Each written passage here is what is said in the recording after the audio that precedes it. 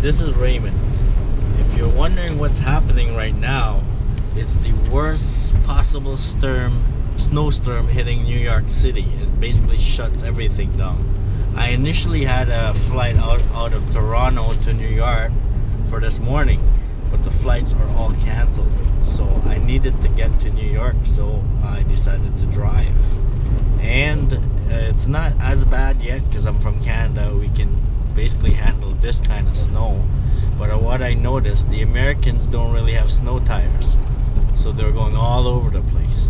So here's a sneak peek of I'm on Highway 87 South. I'm about close to LaGuardia Airport area.